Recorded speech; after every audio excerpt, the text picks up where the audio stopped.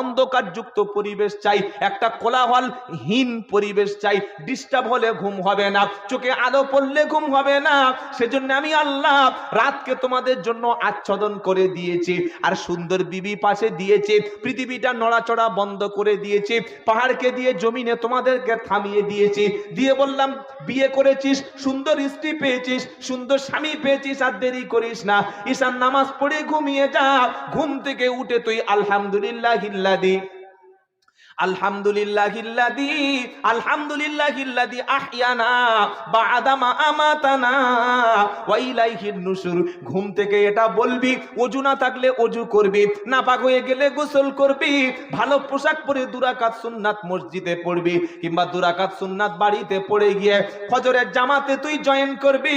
সারা রাত তুই যে ঘুমিয়ে থাকলি বান্দা, এশা এবং ফজর এই দুটো ওয়াক্তের নামাজ যদি জামাতে আদায় করিস রে বান্দা, আমি সারা রাত নফল নামাজের সওয়াব তোকে দিয়ে দেব। ঈশার নামাজের পরে তাড়াতাড়ি ঘুমিয়ে যাওয়া সুন্নাত। আর এখন আমাদের ছেলেরা 12টা পর্যন্ত 1টা পর্যন্ত ফোনের মধ্যে ব্যস্ত। ঈশার পরে কোনো কাজ থাকা সম্ভব নয়। আল্লাহর নবী সাল্লাল্লাহু তাআলা আলাইহি ওয়াসাল্লাম ঈশার পরে দুনিয়াবি কোনো কাজ তিনি করতেন না। এই রোগটা আগে শহরে ছিল, এখন গ্রামগঞ্জে ছড়িয়ে পড়েছে। আল্লাহ আমাদের সবাইকে সুন্নাহ অনুযায়ী চলার তৌফিক দিক, বলুন আমিন। ঘুমাবেন, ঘুমের মধ্যে তৃপ্তি, ঘুমের মতো আর কিছু নাই। একটা প্রাপ্তবয়স্ক পুরুষ কিংবা নারীর বৈজ্ঞানিক ব্যাখ্যা অনুযায়ী সায়েন্টিস্টরা বলেছেন, সায়েন্টিফিক কারণ রয়েছে, কমপক্ষে মিনিমাম 6 ঘন্টা ঘুমানোর দরকার। ক ঘন্টা? জোরে বলেন।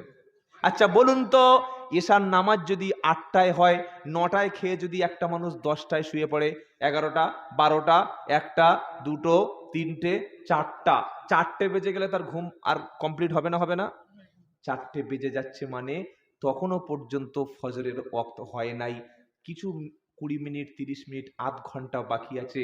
ওই সময় তুমি 2 রাকাত আল্লাহর সন্তুষ্টির জন্য কিয়ামুল লাইল, তাহাজ্জুদের নামাজ আদায় করো, আল্লাহর সঙ্গে তোমার সম্পর্ক মজবুত হয়ে যাবে। বলুন সুবহানাল্লাহ। ঘুমাও, কিন্তু ঘুমানোর পরে কখনো ফজর কাজা করো না। ফজরের বরকত থেকে জাতি যদি বঞ্চিত হয়, এ জাতিকে কেউ বাঁচানোর জন্য কখনো আগিয়ে আসবে না। কবি বলছে, কেমন করে ঘুমাও তুমি ফজর করে কাজা, এমনও তো হতে পারে জোহরে জানাজা। হতে পারে না? পারে না? কেমন করে ঘুমাও তুমি ফজর করে কাজা, এমনও তো হতে পারে জোহরে জানাজা। জোহরে যা জানাজা হবে সে রাত্রিবেলা সূর্য অথচ খবর নাই। সকলে বলুন, আজ থেকে 5 ওয়াক্ত নামাজ জামাত আদায় করো। বলুন ইনশাআল্লাহ। যত কাজ থাক, যত ব্যস্ততা থাক, আল্লাহর সামনে অজুহাত দেখিয়েন না। আল্লাহকে আপনি বলছেন, আল্লাহ আমি বিজি, ফজরে ঘুম, জোহরে কাজ, আসরে ব্যস্ত, শুধু ব্যস্ত। আর মরণের পরে কবরে যারা শুয়ে আছেন দেখেন, পা লম্বা করে শুয়ে আছে, আর কোনো ব্যস্ততা দেখানোর সুযোগ পাবে না। ঘুমের জন্য আল্লাহ পাঠিয়েছে বান্দাকে কিছুক্ষণ বিশ্রামের জন্য। আল্লাহ বলছে, ওয়াজআল্লা নাওমাকুম সুবাতা ওয়াজআল্লা লাইলা লিবাসা ওয়াজআল্লা নাহারা মাআশা। সুবহানাল্লাহ বলতে ইচ্ছা করে না? দিনের বেলা পরিশ্রম করবি, রাতের বেলা ঘুমাবি। দিনের বেলাকে আমি আল্লাহ বান্দাকে রুজি তালাশের জন্য দিয়েছি। দিনের বেলা রুজি তালাশ করবে, রাত্রে বেলা দিনের বেলা রুজি তালাশ করবে, আর রাত্রে বেলা রুজির মালিক রাজ্জাককে তালাশ করবে। সুবহানাল্লাহ বলুন। দিনের বেলা রুজি খোঁজ করো, রাত্রে বেলা রুজি দেনেওয়ালা কে? কোন পীর, কোন মাজার, কোন কবর? কবর থেকে শুয়ে কেউ রুজি দিতে পারে না।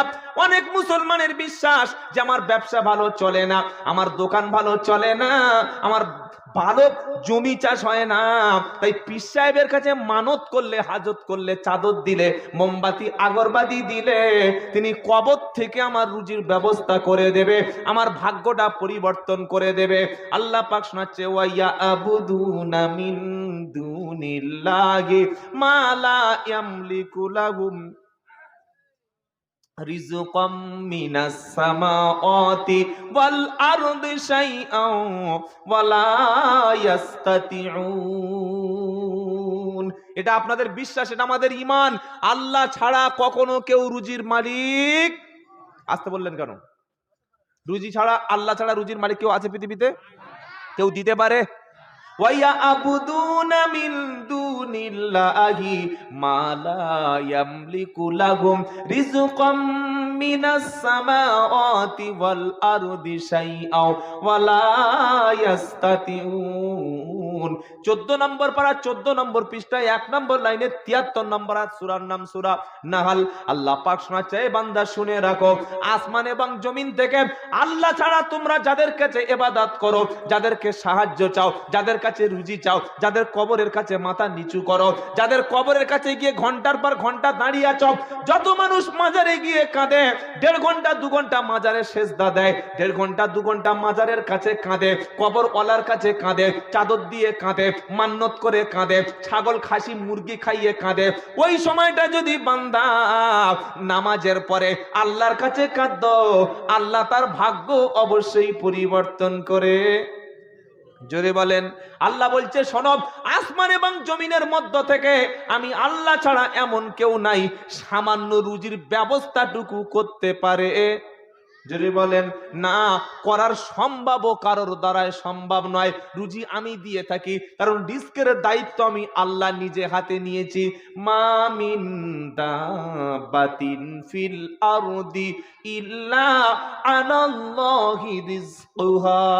12 নম্বর পারায় 1 নম্বর পৃষ্ঠায় 1 নম্বর লাইনের 6 নম্বর আয়াত, সূরার নাম হচ্ছে সূরা হুদ। আল্লাহ পাক শোনাচ্ছে, আসমান এবং জমিনের মধ্যে এমন কোন প্রাণী নাই যার রিস্কের ব্যবস্থা আমি আল্লাহ নিই নাই। সবার রুজির জিম্মার দায়িত্বটা আমি আল্লাহ নিজে হাতে নিয়েছি। সুবহানাল্লাহ পড়েন। পৃথিবীতে মানুষ বেশি না অন্য প্রাণী বেশি? কি মনে হচ্ছে? মানুষ। ভেবে বলেছেন নাকি চোখ বুজিয়ে? আপনার বাড়িতে গিয়ে দেখেন, গরু আছে কটা, ছাগল আছে কটা, মুরগি আছে কটা, টিকটিকি কটা আছে, ফড়িং কটা আছে, মশা কত আছে, মাছি কত আছে, দেয়ালের মধ্যে অসংখ্য ছোট ছোট প্রাণী রয়েছে, পিঁপড়ে রয়েছে, উই পোকা রয়েছে, আরশোলা রয়েছে, টিকটিকি রয়েছে। সব কিছু হিসাব করলে মানুষের সংখ্যা বেশি না প্রাণীর সংখ্যা বেশি? আল্লাহ বলছে, বান্দা শোনো, তোমার 4টে ছেলে 2টো মেয়ে, বাবা এবং মা, তোমরা স্বামী স্ত্রী, এই 6 জন কিংবা 8 জনের খাবার জোগাড় করতে তুমি হিমশিম খেয়ে যাচ্ছ, হারামের দিকে লোভ দিচ্ছ, হারাম অর্থ উপার্জন ছাড়া তোমার সংসার চালাতে পারছো না। কিন্তু আমি আল্লাহ, এই পৃথিবীতে এমন প্রাণী রয়েছে যারা নিজেরা খাবার জোগাড় করতে পারে না। আমি আল্লাহ তাআইন মিন দাব্বাতিল লা তাহমিলু রিজকাহা। 21 নম্বর পারা 2 নম্বর পৃষ্ঠা 8 নম্বর লাইনের 62 নম্বর আয়াত, সূরার নাম সূরা আনকাবুত। আল্লাহ পাক শোনাচ্ছে, বান্দা শুনে রাখো, জমিনে অনেক প্রাণী এমন আছে ভবিষ্যতে যারা নিজেদের জন্য কোনো খাবারের জন্য মজুদ রাখে না, তাদের ব্যাংকে টাকা থাকে না, তাদের কোনোদিন গোলায় ধান থাকে না, তাদের ফসল, তাদের খাবার জমা রাখে না। আমি আল্লাহ তাদেরকে সকালবেলা তারা খালি পেটে বার হয়, সন্ধ্যাবেলা আমি আল্লাহ পেট ভরিয়ে বাসায় ফিরিয়ে দিই। আল্লাহর উপরে ভরসা করুন, রিস্কের দায়িত্ব তো আল্লাহর। আল্লাহ হচ্ছে রাজ্জাক, আর আমরা হলাম আব্দুর রাজ্জাক। সুবহানাল্লাহ বলেন। আব্দুর রাজ্জাক কারা? আমরা। রাজ্জাকে আল্লাহ।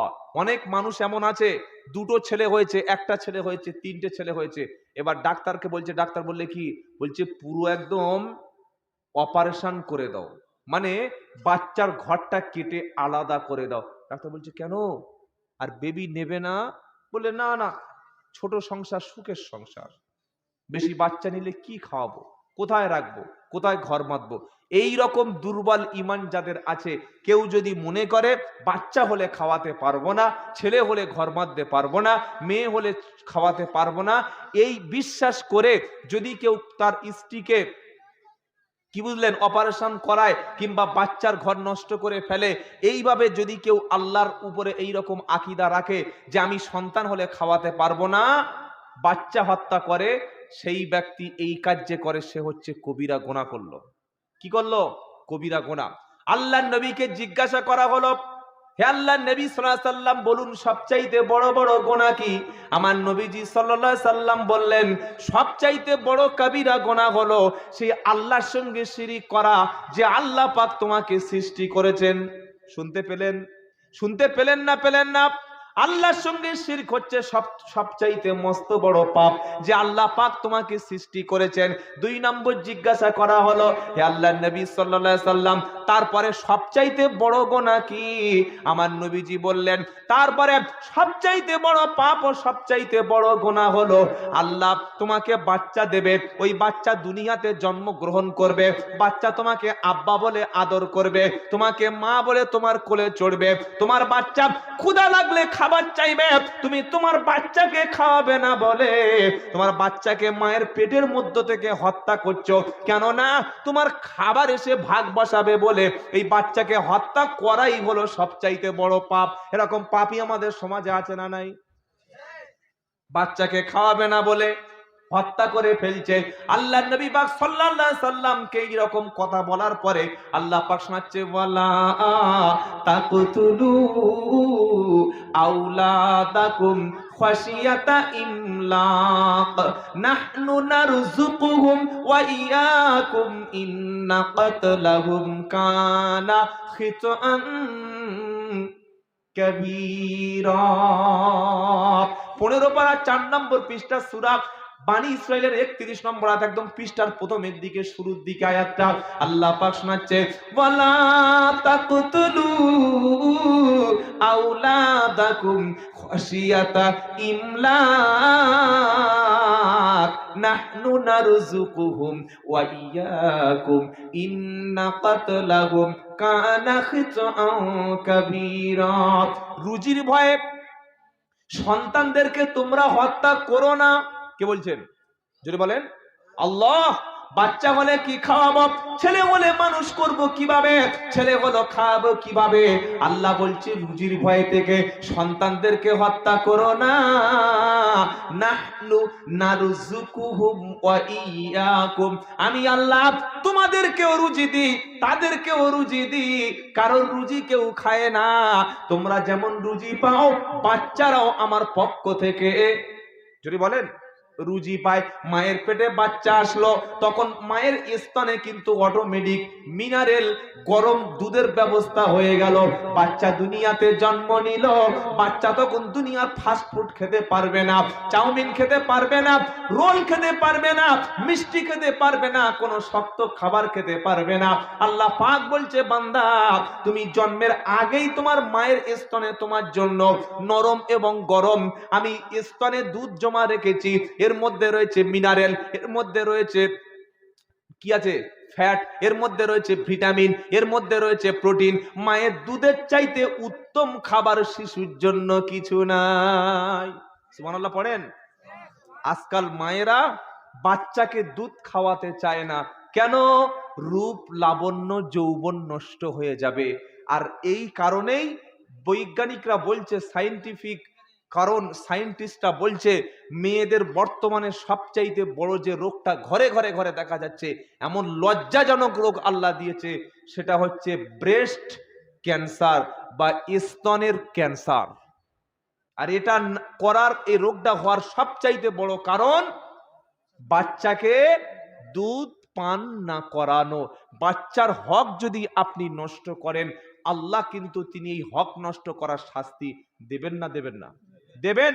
সেজন্য মায়েদের অনুরোধ করব, ইউরোপ আমেরিকা পাশ্চাত্য সভ্যতায় তারা কি করে, প্রত্যেক বাড়িতে বাড়িতে 1 লাখ 2 লাখ ডলার দিয়ে, 50,000 ডলার দিয়ে, 20,000 10,000 ডলার দিয়ে এই রকম বড় বড় কালো সাদা বুলডগ অ্যালসেসিয়ান কুকুর কিনে গলায় চেন দিয়ে সকালে দুধ, তাদের জন্য ডিম, দুপুরে লাঞ্চ, রাত্রে ডিনার। কুকুরকে, কুত্তার বাচ্চাকে খাওয়ায়, কুত্তার বাচ্চাকে মা কোলে করে নেয়, কুকুরের বাচ্চাকে মুখে চুমা খায়, কুকুরের বাচ্চাকে সাবান দিয়ে শ্যাম্পু দিয়ে গোসল করিয়ে দেয়, কুকুরের বাচ্চার জন্য বিছানায় জায়গা হয়, আর নিজের বাচ্চাটাকে রাস্তায় টানার সময় পুশচেয়ারে করে টেনে টেনে নিয়ে যায়। কথা বুঝতে পারছেন না? পারেন না? আজকের এই সভ্যতা আমাদের সমাজে চলে এসছে। অনেক পয়সাওয়ালা মুসলমানের ঘরে গিয়ে দেখি বড় বড় বড় বড় কুকুর বাঁধা আছে, আর দরজার সামনে লেখা রয়েছে কুকুর হইতে সাবধান। নাউযু বিল্লাহি মিন যালিক। অথচ আল্লাহর নবী সাল্লাল্লাহু আলাইহি ওয়াসাল্লাম বললেন, বিনা কারণে যদি কোনো মানুষ কুকুর পোষে, কুকুর পালে, তার আমলনামা থেকে প্রত্যেক দিন 1 কিরাত করে নেকি কেটে নেওয়া হবে। 1 কিরাত নেকির হিসাব আছে বিশাল বড় পাহাড়ের সমান। দুটি কারণে কুকুর পোষা যাবে। নাম্বার এক, এমন এক জায়গায় বাড়ি, সেই বাড়িটা পাহারাদারের কোনো ব্যবস্থা নাই, সেই বাড়িটা যে কোনো মুহূর্তে হামলার সম্মুখীন হতে পারে। এই রকম পরিস্থিতির সম্মুখীন হলে পাহারাদার হিসাবে একটা কুকুরকে রাখা যেতে পারে। দুই নম্বর, শিকারী কুকুর, শিকারী কুকুরের কিছু আলামত আছে। এই শিকার ধরার জন্য কুকুর পোষা শরিয়াতে কিছু সময়ের জন্য হলেও বৈধ আছে।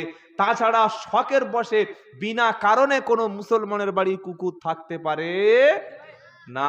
বাপ মাকে খেতে দেয় না, এই শীতের রাত আসছে, কুকুরকে রাত 12টার সময় দেখি রাস্তায় হাইওয়েতে হাঁটাচ্ছে। কেন রে ভাই? বললে কুকুর একটু ছিচি করবে, মাইনাস করবে। কুকুরকে মাইনাস করাচ্ছে, আর বাপ পেশাবের উপরে শুয়ে আছে। কুকুরকে সাবান দিয়ে গরম পানি দিয়ে গোসল করাচ্ছে, আর মা পেশাব পায়খানার মধ্যে শুয়ে আছে। তো তোমার মৃত্যু কুকুরের মতো হবে না, তোমার শাস্তি কুকুরের মতো হবে না। তাকে কার শাস্তি হবে বলো? কুকুর যাদের বাড়িতে আছে বার করে দেবেন ইনশাআল্লাহ, বলেন। আল্লাহ আমাদের সবাইকে নাপাক বাজে অপবিত্র প্রাণী থেকে আমাদের হেফাজত রাখুন, সকলে জোরে বলুন আমিন। যেটা শোনাচ্ছিলাম, রিস্কের মালিক তাহলে কে? জোরে বলেন আল্লাহ। তার মানে এই নয় যে মসজিদে বসে বসে আল্লাহ আল্লাহ আল্লাহ আল্লাহ জিকির করবেন, আর ওই মুসা আলাইহিস সালামের যুগের মতো মান্না সালোয়া খাবার এসে হোম ডেলিভারি বিরিয়ানি উপর থেকে পড়বে নাকি? হাজি বিরিয়ানি, এটা আল্লাহ বলেনি। আল্লাহ কি বলেছে? ফাইদা কুদিয়াতিস সালাতু ফাতাশিরু ফিল আরদ ওয়াবতাগু মিন ফাদলিল্লাহ ওয়াযকুরুল্লাহা কাসীরান লাআল্লাকুম তুফলিহুন। 28 পারা সূরা জুমার 10 নম্বর আয়াত আল্লাহ পাক শোনাচ্ছে, বান্দা আমি আল্লাহ তোমাদেরকে নামাজ যখন কমপ্লিট হবে, মসজিদে সালাত আদায় করার পরে, নামাজ পড়ার পরে জমিনে তোমরা ছড়িয়ে পড়বে, কাজ করবে, কারবার করবে, ব্যবসা করবে, বাণিজ্য করবে। তোমাদের জন্য আমি আল্লাহ জমিনকে প্রশস্ত করেছি, জমিনে তোমাদের জন্য খাবার আমি রুজির ব্যবস্থা রেখেছি। কাজ করবে হালাল পদ্ধতিতে, তোমরা কাজ করে অর্থ উপার্জন করবে। নবীজি বললেন, আল কাসিমু হাবিবুল্লাহ, যে ব্যক্তি নিজে হস্তে স্বহস্তে উপার্জন করে, কষ্ট করে ঘাম জড়িয়ে পয়সা উপার্জন করে, ওই ব্যক্তি আল্লাহর বন্ধু। জুড়ে বলুন সুবহানাল্লাহ। 2 নম্বরই ভাবে পয়সা উপার্জন করবেন না, জেনে শুনে কোনো মানুষের কাছে জীবনে অর্থ হারাম ভাবে উপার্জন করবেন না। তবে লটারির টিকিট আমাদের এই বীরভূম জেলার মুসলমানদের জন্য কিছুটা হলেও জায়েজ আছে, তাই তো নাকি? নলহাটি গিয়ে দেখুন সন্ধ্যাবেলা বড় বড় দাড়ি নিয়ে মুসলমান লটারির টিকিট কাটছে। এ ভাই, এই মুসলমানের ছেলে টিকিট কাটছিস লটারির? বললে হুজুর কি করব, সবার 50,000, 1 লাখ, 2 লাখ পড়ছে, যদি আমার একটা বেঁধে যায়। আল্লাহ ইসলামে যেটা হারাম করে দিয়েছে, ইসলামে যেটা কঠোরভাবে নিষেধ করা আছে, জুয়া, সুদ, মদ, যে 3টে মারাত্মক অপরাধ, আজকের মুসলমান লটারির সঙ্গে যুক্ত হয়ে গেছে। 500 টাকা উপার্জন করলে 300 টাকা লটারিতে কাটছে। কাটে না? কত সংসার ধূলিসাৎ হয়ে যাচ্ছে।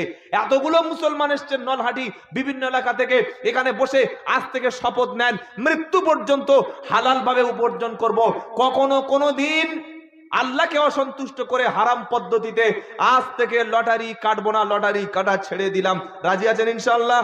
রাজি আছেন ইনশাআল্লাহ? নারায়ে তাকবীর। 3-4টে হাত উঠেছে। বাকি লোক বলছে হুজুর একবার যেতে পারলে হয়, দেখবো আমার 1 crore পড়ে কিনা। নাউযুবিল্লাহি মিন যালিক। লটারি টিকিট কাটবো না ইনশাআল্লাহ, জীবনে কাটবো না। আল্লাহ তৌফিক দান করি, সকলে বলুন আমিন। আজকের কোরআন থেকে, হাদিস থেকে, নবীর আদর্শ সিরাত জীবনী থেকে নিজের জীবনটা পরিবর্তন করুন, এর মধ্যে কোনো কল্যাণ নাই। এই লটারি এবং সুদ, এটা ইহুদিদের চক্রান্ত। এরা মুসলমানদের ঈমান ধ্বংস করার জন্য, মুসলমানদের অর্থ শোষণ করার জন্য লক্ষ লক্ষ টাকার লটারি বিক্রি করে। আপনারা ভাববেন কেন, ওই তো 1 কোটি টাকা পড়ছে, 50 লাখ পড়ছে।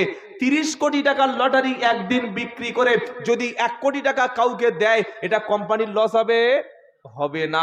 কত গরিব মানুষের পরিবার ধ্বংস হয়েছে।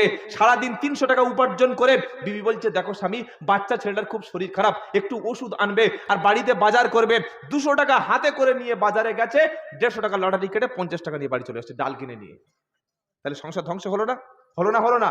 আল্লাহর আইনের বাইরে গেলে অশান্তি হবে, আল্লাহর আইনের বাইরে গেলে কষ্টে আপনাকে পড়তে হবে। লটারি আজ থেকে আমরা তওবা করে ছেড়ে দেব, বলুন ইনশাআল্লাহ।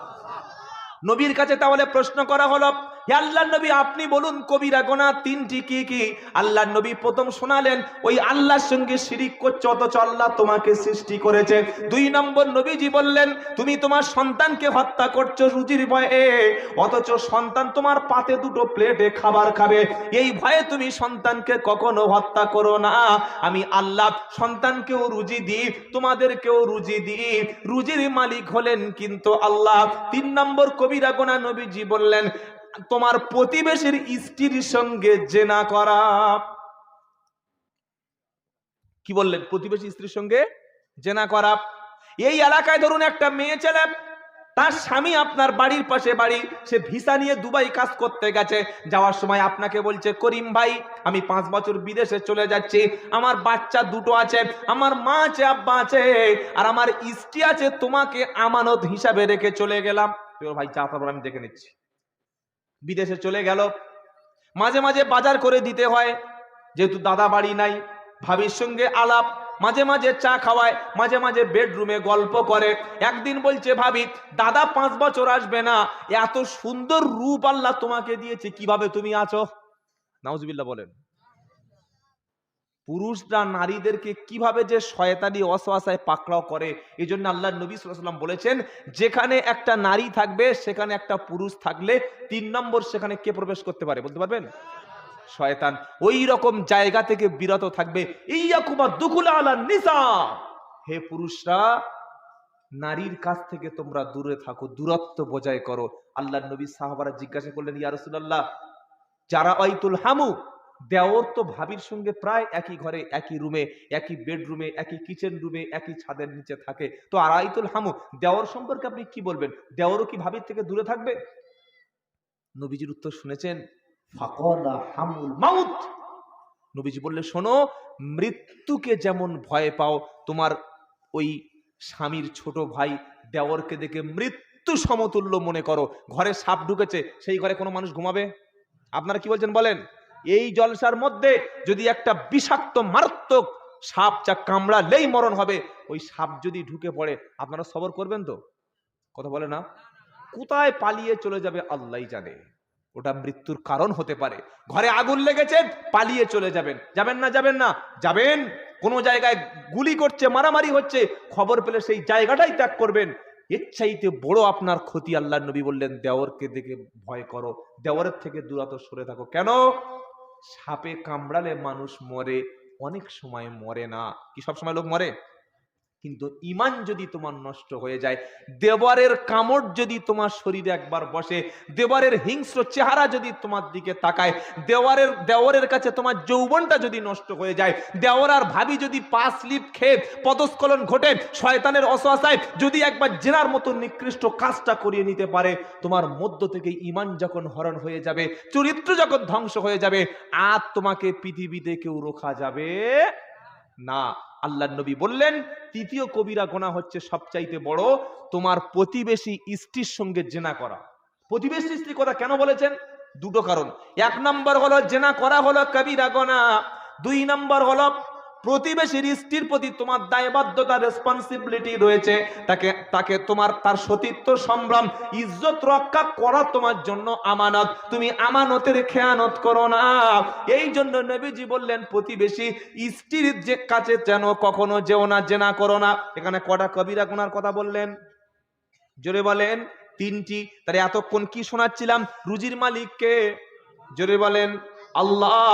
আল্লাহ পাক বলছে বান্দা শোনো, তোমরা যদি আল্লাহর ইবাদত করো, আমি আল্লাহ কথা দিয়েছি ফাল ইয়াবুদু রাব্বাহাদাল বাইত আল্লাযী আত'আমাহুম মিন জু'ইন ওয়া আমানাহুম মিন খাউফ। 30 পারা সূরা কুরাইশে সাফ শুনিয়ে দিয়েছে বান্দা, কাবা শরীফের মালিক হলাম আমি আল্লাহ। আমি আল্লাহ যে তোমাদের মালিক। যদি এই আল্লাহর ইবাদত করো, কাবার রবের ইবাদত যদি তোমরা করো, তাহলে তোমাদের জন্য 2টি ঘোষণা, 2টো সুসংবাদ। একটা হচ্ছে আল্লাযী আত'আমাহুম মিন জু', বান্দা যখন তোমার ক্ষুধার কষ্ট হবে, রিজিকের অভাব হবে, আমি আল্লাহ ক্ষুধার সময় তোমার খাবারের ব্যবস্থা করে দেব। আল্লাহর ইবাদত করলে তুমি যখন বিপদে পড়বে, নিরাপত্তায় ভুগবে, আমি আল্লাহ তখন তোমাকে নিরাপত্তা প্রদান করব। সুবহানাল্লাহ পড়েন। আল্লাহর ইবাদত করবে আর আল্লাহ সেই বান্দাকে খাওয়াবেন, এটা হতে পারে? কি বলছেন, এটা হতে পারে? আল্লাহর কাছে সাহায্য চাইবেন, আল্লাহর কাছে আশ্রয় চাইবেন, আল্লাহর কাছে রুজি চাইবেন, আল্লাহর ঘরে সেজদা দেবেন, আর আল্লাহ খাওয়াবে না? নামাজ পড়ে আল্লাহর কাছে কাঁদুন, জমিনে সারাদিন কাজ করে এসে রাত্রেবেলা কিয়ামুল লাইল তাহাজ্জুদের নামাজ পড়ে আল্লাহকে বলুন, ওগো আল্লাহ, সংসারে বড় অভাব, রুজির বড় কষ্ট, আল্লাহ কুকুর যদি খেতে পারে, শুকর যদি খেতে পারে, গাধা যদি খেতে পারে, নাস্তিক কাফের বেঈমানকে যদি আল্লাহ আপনি খাওয়াতে পারেন, আমি আপনার গোলাম, আমি আপনার সেজদা করি, আমি কি রুজি পাবো না? মাইয়াত্তাকিল্লাহা ইয়াজআল লাহু মাখরাজা ওয়া ইয়ারযুক মিন হাইথু লা ইয়াহতাসিব। একদম সূরা তলাকের মধ্যে আল্লাহ পাক শুনিয়ে দিচ্ছে, যদি বান্দা আল্লাহকে ভয় করে, আল্লাহর ভয় যার মধ্যে থাকবে, ওই ব্যক্তি যদি কখনো বিপদ মুসিবতে পড়ে যায়, আমি বিপদ থেকে এমন ভাবে বাঁচিয়ে নেব সে কখনো কল্পনা করতে পারবে না। আল্লাহ দেখে ভয় যখন বান্দার মধ্যে থাকবে, ওর যখন রুজির অভাব হবে, এমন ভাবে রুজি তার মুখের কাছে পৌঁছে যাবে, তার কল্পনায় কিন্তু সেটা ছিল না। সুদ খাবো না বলুন ইনশাআল্লাহ। ছেলে বিয়ে দেওয়ার সময় ছেলের বাপ আশা করে বসে আছে, মেয়ের বাপের কাছ থেকে মোটামুটি 5 লাখ টাকা একটা দাবি করতে হবে। এরকম লোক সমাজে আছে না নাই? তুমি নামাজ পড়ো, কোরআন পড়ো, তুমি মুসলমান দাবি করো, মেয়ের বাপকে কষ্ট দেবে? তোমার মধ্যে এই ভয়টুকু আল্লাহ দেখে নাই যে আমি একটা মানুষের কাছে কিভাবে হাত পেতে পয়সা নেব? তুমি কি ফকির? হ্যাঁ, তুমি কি ফকিরের বাচ্চা হয়ে গেছো? তোমার মধ্যে ইতস্তত বোধ এতটুকু নাই? মানুষের তো আত্মসম্মান বলে একটা কিছু আছে। ছেলেকে বিয়ে দেবে, ছেলেকে বিয়ে দেওয়ার সময় মেয়ের বাপের সঙ্গে চুক্তি করে 3 লাখ, 4 লাখ, 5 লাখ টাকা বুলেট বাইক, ভার্সন 4 বাইক নেবে, আবার উল্টে দেনমোহরের টাকাটা শোধ না করে 150-200 জন বরযাত্রী গিয়ে হাওরের মতো, কুমিরের মতো, অসভ্যর মতো, বর্বরের মতো, জাহিলের মতো 250-300 জন ব্যক্তি গিয়ে মেয়ের বাপের কাছ থেকে খেয়ে এসে ক্যাশ 5 লাখ টাকা নিয়ে ছেলেটাকে মেয়ের বাপের হাতে তুলে দিল। এই সমাজের এই রকম অসভ্যতা, সমাজে এই নোংরামি, এই হারামের রমরমা আপনাদের এলাকায় এসেছে না আসেনি? জোরে বলেন। যারা ছেলের বাপ আছেন তওবা পড়ুন, সাবধান হন, নিজের ঈমানকে হেফাজত করুন, হারাম খাওয়া থেকে জীবের লালসা দূর করুন। শুকরের মাংস হারাম নাকি হালাল? শুকরের মাংস খাওয়া কি হারাম? মরা গরু খাওয়া যেমন আপনার জন্য হারাম, মৃত প্রাণী যেমন আপনার জন্য হারাম। বিয়ের সময় ইশারা করে, ইঙ্গিত করে, কাউকে দিয়ে বলিয়ে মেয়ের বাপের কাছ থেকে, ছেলের শ্বশুরের কাছ থেকে সামান্য কিছু অংশ প্রেসার ক্রিয়েট করে অবৈধভাবে কিছু দাবি করে নেওয়া ও সমান পরিমাণ শুকরের মাংসের মতো হারাম। আসতে বললেন কেন? খাবেন বলে নাকি? বলেন এটা অবৈধ, হারাম। ছেলেকে বিয়ে দেবেন বিনা পয়সায়, কথাবার্তা সব হয়ে গেল, বিয়ে ঠিক হয়ে গেল। 3 দিন আগে বলছে আমার ছেলে বাইক ছাড়া বিয়ে করবে না, মেয়ের বাপের মাথায় হাত। একটা বাইকের দাম, তা আবার যেমন তেমন বাইক না, ওর ভার্সন 4 লাগবে, বুলেট লাগবে। কত বড় বদমাস, কত বড় অসভ্য, কত বড় নারী নির্যাতনকারী। এলাকার কোন আলেম, কোন ইমাম এই রকম ব্যক্তির বাড়িতে যেন বিয়ে না পড়াতে যায়। আর যদি কোনোদিন শোনেন কোন ছেলে, কোন ছেলের বাপ মেয়ের কাছ থেকে, মেয়ের বাপের কাছ থেকে জোর করে টাকা দাবি করছে, পয়সা দাবি করছে, ফোন দাবি করছে, গাড়ি দাবি করছে, সোনা দাবি করছে, ক্যাশ টাকা দাবি করছে, সালাম দেওয়া বন্ধ করবেন, সামাজিক তার সঙ্গে বয়কট করবেন। কারণ এই বদমাশ নারী নির্যাতনকারী। কি এটা? নারী নির্যাতনকারী, নারী বিদ্বেষী। দিনদার পরেশগার মেয়ে পেয়ে 4 জন থেকে 5 জন বরযাত্রী যাবেন। এটা মসজিদে বিয়ে করা সুন্নাত। ইন্না আযামান নিকাহ বারাকাতান আইসরুহু মুনা। সেই বিয়ে আল্লাহর কাছে বেশি বারাকাত, বেশি পবিত্রতম, বেশি পবিত্রময়, বেশি বরকতওয়ালা। যে বিয়েতে খরচ সবচাইতে কম হয়, জুড়ে বলুন না সুবহানাল্লাহ। ছেলের বাপ যারা আছেন, যুবক বন্ধু যারা আছো, তোমরা এখানে বসে শপথ করো মেয়ের বাপের কাছ থেকে জবরদস্তি করে, জুলুম করে টাকা পয়সা স্বর্ণ গাড়ি কিছুই দাবি করব না, খুশি করে আমার স্ত্রীকে আমি ক্যাশ দেন মোহর দিয়েই বিয়ে করব, ইনশাআল্লাহ বলুন। আল্লাহ আমাদের তৌফিক দান করে, সকলে বলুন আমিন। হ্যাঁ, যারা ইনসে বলছে সব বিয়ে করা, আমার হযরত বলছেন, আর যারা বিয়ে করেনি তারা বলছে দেখা যাক খাবো। কি বুঝলেন? আল্লাহ হেফাজত করুক, বলুন আমিন। আলেমদের সোহবতে বসবেন, ওলামাদের কাছে বসবেন, বিয়েটা কেমন করতে হয়, কোন তরিকায় বিয়ে করলে আল্লাহ খুশি হবে, ওলামাদের কাছে বসে জেনে নেবো ইনশাআল্লাহ। আমরা কি করি, বিয়ের প্যান্ডেল হয়ে গেল, সাউন্ড সিস্টেম হয়ে গেল, গরু কেনা হয়ে গেল, 500 লোক বলা হয়ে গেল, ইমাম সাহেবের কোনো খবর নাই, কোনো খবর নাই। বিয়ের দিন সকালবেলা বর চলে এসছে, যাত্রী চলে এসছে, বিয়ে পড়াতে যাবে, ছেলের মেয়ের বাপ জিজ্ঞাসা, মেয়ের মা স্বামীকে বলছে, হ্যাঁ গো ইমাম সাহেবকে বলেছো। বলে আগে বলিসনি? কখন? একদম বিয়ের আধ ঘন্টা আগে। এবার প্রত্যেকের নাম্বার নিয়ে ফোন করেছে, আসসালামু আলাইকুম মাওলানা, আমার মেয়ের বিয়েটা পড়াতে হবে, আপনি কোথায় গেছেন? হুজুর বলছে আজকের কি বার? বললে শনিবার। বললে ছুটির দিন। বললে এই ইমাম আর রাখবো না, যে ইমাম আমার মেয়ের বাড়িতে বিয়ে পড়াতে থাকে না, ওই ইমামকে মসজিদে রাখা যাবে না। আপনি ঠিক কাজটা ঠিক করেছেন। এখন হলে আর মরলে এই দুই জায়গায় আলেমকে খবর নিয়ে, আর কোনো খবর নেই না। হলে হুজুর চলুন আজান দেবেন, কি বুঝলেন, আর মরে গেলে চলুন বাপের জানাজা পড়াবেন, এছাড়া আলেমদের কোনো ভূমিকা আমাদের নাই। আলেমের নেতৃত্ব যদি সমাজ মেনে নিত, সমাজের এই অবক্ষয় কখনো হতো না। আলেমদের দ্বারাই আল্লাহ ইসলাম টিকিয়ে রেখেছেন। একদল হাক্কানি আলেম কিয়ামত পর্যন্ত আল্লাহ জারি রাখবেন, যাদের দ্বারাই ইসলাম টিকে থাকবে, বলুন সুবহানাল্লাহ। আর হাফেজে কোরআনদের দ্বারাই কোরআনকে আল্লাহ অক্ষুণ্ণ হিফাজত করার দায়িত্ব নিয়েছেন। ইন্না নাহনু নাযালনা যিকর ওয়া ইন্না লাহু লাহাফিজুন। 14 পারা 1 নম্বর পৃষ্ঠা 6 নম্বর লাইনের 9 নম্বর আয়াত, সূরার নাম সূরাল হিজর। আল্লাহ বলছেন নিশ্চয়ই আমি আল্লাহ কোরআনকে, এই জিকির, এই কিতাবকে নাজিল করেছি, এটা হেফাজতের দায়িত্ব আমি আল্লাহ নিয়েছি। কিয়ামত পর্যন্ত হাফেজ থাকবে, হাফেজে কোরআনদের দ্বারা কোরআন হেফাজত করব। একদল যোগ্য হাক্কানি আলেমদের দ্বারাই আমি আল্লাহ ইসলামকে, ইসলামের সঠিক ব্যাখ্যাকে আমি রেখে দেব। আমার হযরত আগেও বলেছেন যে বর্তমান ছেলেরা সোশ্যাল মিডিয়ার যুগে মোবাইলের মাধ্যমে বক্তব্য শুনে শুনে, রেফারেন্স দেখে দেখে বলছে সব আলেমরা ইসলাম কিচ্ছু বোঝে না। বাংলাদেশ থেকে কে বলেছে সেটাই তাদের দলিল। দলিল ফট করে দেখি একটা হাদিস বার করে এনেছে, এনে বলছে হুজুর এই তো এই এত নম্বর হাদিসে লেখা আছে। তো তুমি কোথায় পেলে? কে বলেছে? বলে উমুক শায়েক বলে দিয়েছে। শায়েক বলে দিয়েছে সেটা তোমার দলিল হয়ে গেল?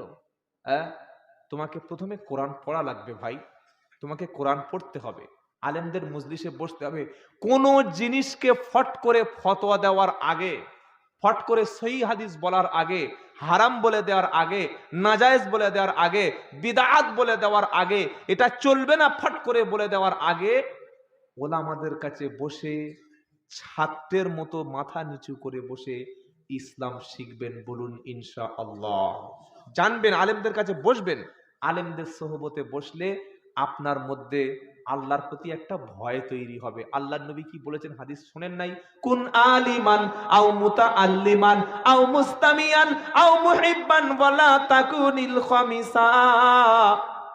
নবী বললেন হয় তুমি প্রথমে আলেম হও, আলেম হওয়ার সম্ভব যদি তোমার দ্বারাই সম্ভব না হয়, আও মুস্তামি আও মুতাআল্লিমান, আলেমের ছাত্র হও, আলেমের কাছ থেকে ইলম চর্চা করো, আলেমের কাছে বসে তুমি জ্ঞান চর্চা করো, সেটা তোমার সুযোগ যদি না হয়, আও মুস্তামিআ, কমপক্ষে তুমি আলেমের কথা শোনো, সেটা শোনা যদি তোমার দ্বারাই সম্ভব না হয়, আও মুহিব্বা লাহু, কমপক্ষে আলেমকে ভালোবাসো।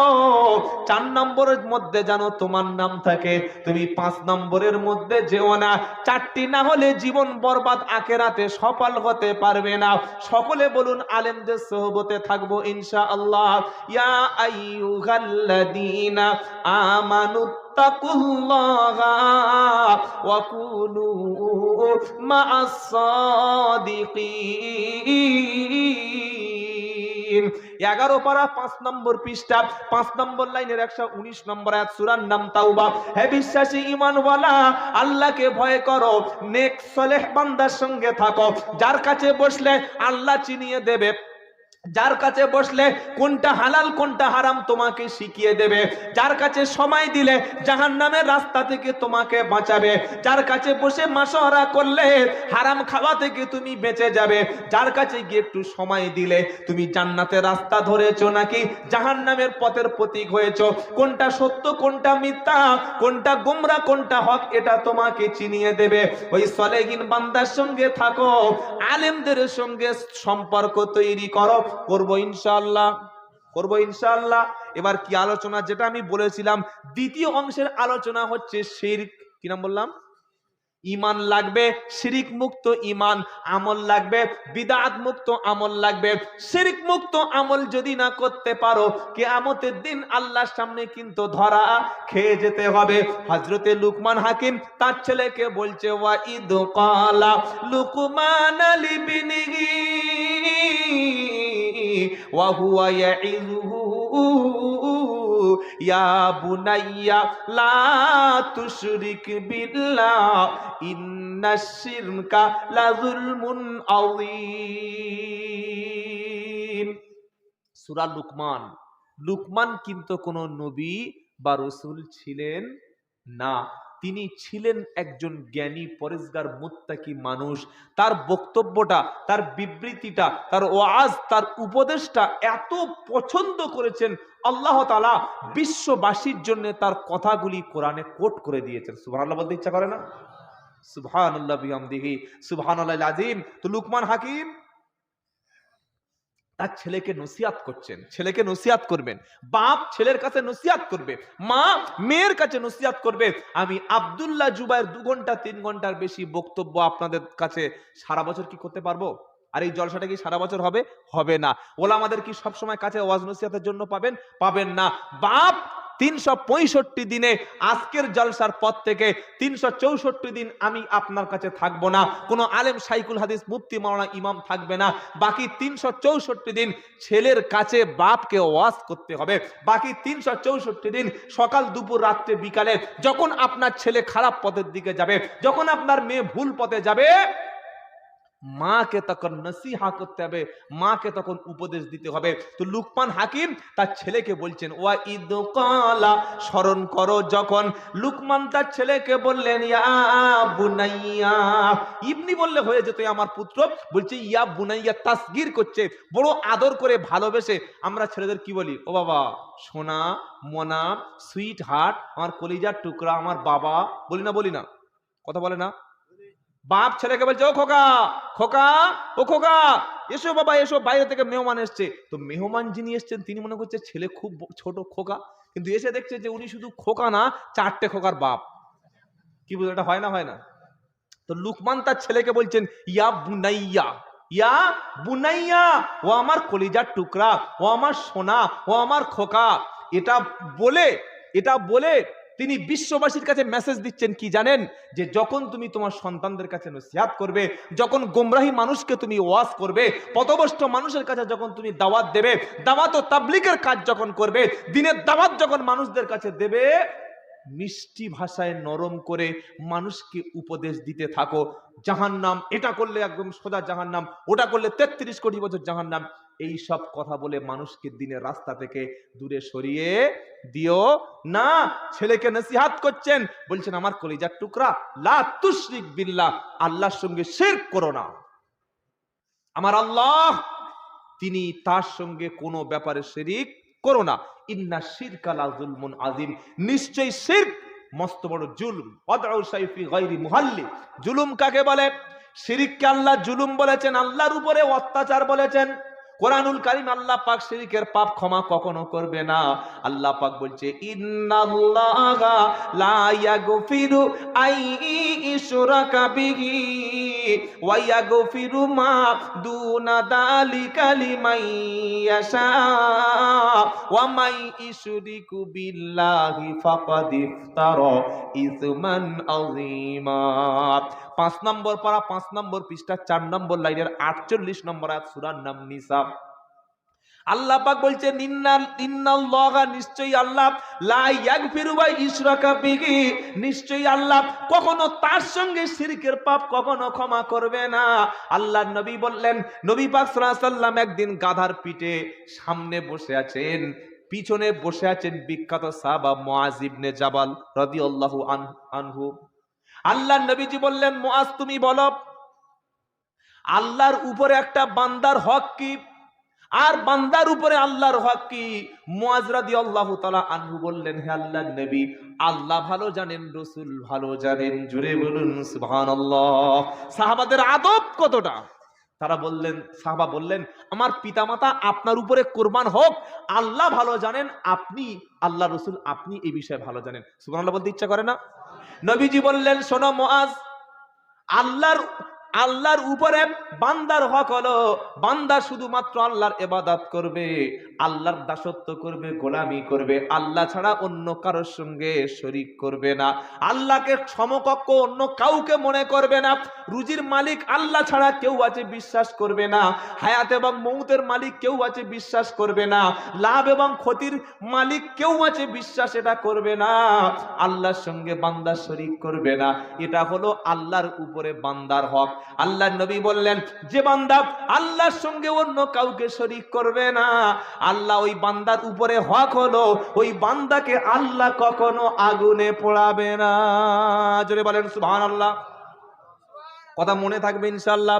হাদিসে কুদসির মধ্যে আল্লাহ পাক বলেন, কোন বান্দা যদি কিয়ামতের দিন পাহাড় পরিমাণ, আকাশ পরিমাণ যদি পাপ নিয়ে আল্লাহর সামনে হাজিরা হয়, আল্লাহ পাক আরশ পরিমাণ তার রহমত দিয়ে ক্ষমা করে দেবে, যদি তার পাপের মধ্যে কোনো শিরকের পাপ না থাকে। মরে গেলেও জীবনে টুকরা টুকরা করে দিলেও শিরক করব না ইনশাআল্লাহ বলেন, ইনশাআল্লাহ বলেন। শিরক বান্দা কয় রকম ভাবে করে? এক নম্বর, আল্লাহ ছাড়া অন্য কোনো আইনদাতা আছে, বিধানদাতা আছে, আল্লাহ ছাড়া অন্য কেউ কোনো ক্ষতি করতে পারে, লাভ করতে পারে, আল্লাহ ছাড়া কেউ সন্তান দিতে পারে, আল্লাহ ছাড়া কেউ বিপদ থেকে বাঁচিয়ে নিতে পারে, রোড অ্যাক্সিডেন্ট থেকে বাঁচাতে পারে, আল্লাহও সন্তান দিতে পারে, আবার পীর বাবাও সন্তান দিতে পারে। এটা মনে করার নাম কি? জোরে বলেন। সন্তান দেওয়ার মালিক কে? জোরে বলেন আল্লাহ। অনেক মুসলমানের ধারণা যে আজমির শরীফে 3 বার গেলে একটা হজ হয়। নাউজুবিল্লাহ বলবেন না? আবার কিছু কিছু ভণ্ড বেদাতি পীর বলছে, কেউ ফেরে না খালি হাতে, খাজা রে তোর দরবারে। মানে এদের আকীদা, এদের বিশ্বাস হচ্ছে, কোন ব্যক্তি যদি খাজা বাবার কাছে যায়, উনি তো গরিবের নওয়াজ, গরিবের দাতা, গরিবের দাতা, উনি কাউকে খালি হাতে ফিরিয়ে দেন না। বলুন তো, যতগুলো মাজার আছে, যত পীরের দরবার আছে, মাজারের পাশে 2টো 5টা 10টা ফকির বা ভিখারি আছে না নাই? আছে। এই ফকির বা এই ভিখারিগুলি, ভিক্ষুকগুলো, খয়রাতিগুলো, তারা কখনো দেখেছেন মাজারের বাইরে বসে না ভিক্ষা করে মাজারের কাছে, কবরের কাছে গিয়ে সাহায্য চেয়েছে? দেখেছেন কখনো? জোরে বলেন। ফকিরদের আকীদায় বিশ্বাস, তারা জানে মাজারে যিনি শুয়ে আছেন, সে ওলি হোক আর পীর হোক আর যাই হোক না কেন, কবরওয়ালা দেওয়ার মতো কোনো ক্ষমতা নাই। ফকিরদের বিশ্বাস যে 10 বছর যদি এখানে বসে ভিক্ষা করি, কবর থেকে তিনি আমাকে ধনী বানাতে, জোরে বলো, পারবে না। আর বাইরের আমাদের মতো সাধারণ মুসলমানদের বিশ্বাস, কবরের কাছে গিয়ে যদি একবার চাই, নিশ্চয়ই তিনি আমার দোয়া শুনবেন। অথচ দোয়াটা শোনেন কে? জোরে বলো, দোয়া শোনেন কে? বান্দা যখন নামাজে দাঁড়ায়, প্রত্যেক নামাজে ঈমানদার ব্যক্তি পড়ে, ইয়াকা না'বুদু ওয়া ইয়াকা নাস্তাঈন। এটা বলেন না, এই বাক্যটা বাদ রেখে দেন। জোরে বলেন, ইয়াকা না'বুদু, আল্লাহ শুধুমাত্র তোমারই ইবাদত করি, তুমি ছাড়া কারোর কাছে ইবাদত করি না, তুমি ছাড়া কারোর কাছে মাথা নিচু করি না। ওয়া ইয়াকা নাস্তাঈন, আর আল্লাহ তোমার কাছেই শুধুমাত্র সাহায্য কামনা করি। জোরে বলো সুবহানাল্লাহ। আল্লাহ পাক বলছে বান্দা, আল্লাযী জাআলা লাকুমুল আরদা ফিরাশাও ওয়াস সামা বিনাআও ও আনজালা মিনাস সামাই মাআন ফাআখরাজা বিহি মিনাস সামারাতি রিজকাল লাকুম ফালা তাজআলু লিল্লাহি আনদাদাও ও আনতুম তা'লামুন। এটা প্রথম পারা সূরা বাকারা। আল্লাহ বলছেন, শোনো, তুমি কেন কারোর কাছে চাইবে, কেন কবরের কাছে গিয়ে দাঁড়াবে? কিছু মুসলমানেরও বিশ্বাস আছে যে আমি যদি গাড়ি চালাই, কবরওয়ালা মাজারের পাশে গিয়ে আমার গাড়িটা স্লো করতে হবে। দেখেছেন অনেক আছে না, সামনে থেকে বিড়াল চলে গেছে, গাড়ি দাঁড়িয়ে গেছে। এ ভাই, গাড়ি দাঁড় করালি কেন? না, বিড়াল কেটেছে। কি হয়েছে বলেন? বিড়াল কেটেছে। আচ্ছা, বিড়াল কাটলে কি হয়? বলছে না, যদি অ্যাক্সিডেন্ট করিয়ে দেয়। বিড়াল মাঝে মাঝে গাড়ির মধ্যে পড়ে না? পড়ে না? কথা বলে না? যে বিড়াল নিজেকে গাড়িতে রক্ষা করতে পারে না, নিজের জীবনের লাভ ক্ষতি করতে পারে না, ও তোকে ক্ষতি করে দেবে? এই